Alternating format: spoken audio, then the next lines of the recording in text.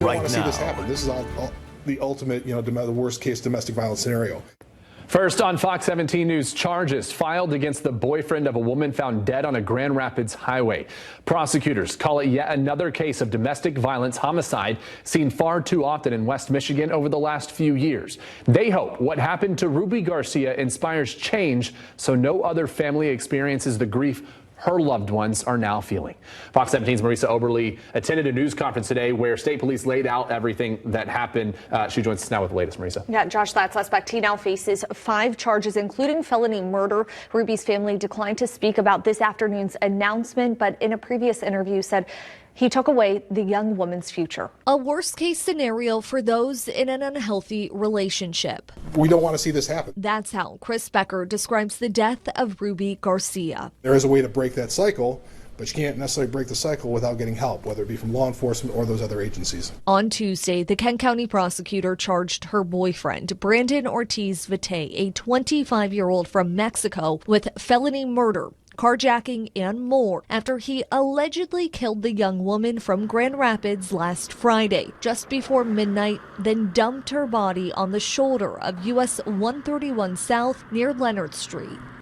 Court documents obtained by Fox 17 claim Ortiz Vite admitted to the crime during an interview with Michigan State Police. He reportedly told the agency they got into an argument while inside her car. Ortiz Vite shot Ruby multiple times, which, according to the criminal complaint, included an additional round fired after he dragged her body onto the roadway. Ortiz Vite then drove off. MSP says detectives located the vehicle in a South Haven neighborhood on Saturday, and on Sunday, he called dispatchers in Allegan County and asked to turn himself in. Investigators arrested Ortiz Vite at a church on 68th Street in Fenville shortly after and say they found him with blood on his clothes and the pistol used in the incident. Not sure why somebody would think to do that to my sister. Ruby's family described her as the outspoken one in their family of 7. Who worked at a local greenhouse and liked to travel. Becker and MSP say if someone finds themselves in an unhealthy relationship, it's okay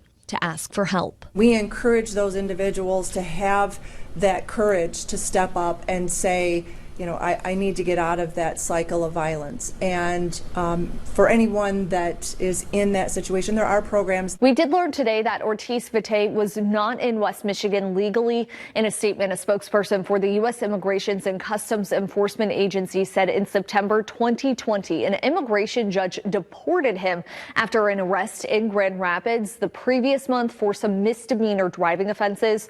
ICE does not know when or how he got back into the country. Court records do show Ortiz Vite's criminal record in Michigan dates back to 2017. The Kent County Prosecutor's Office arraigned him this afternoon and says a judge denied him bond, so he remains in jail. You can find a list of domestic violence organizations in West Michigan that look to help those in unhealthy relationships under this story on our website and app. Reporting in the studio, Marisa Oberly, Fox 17 News.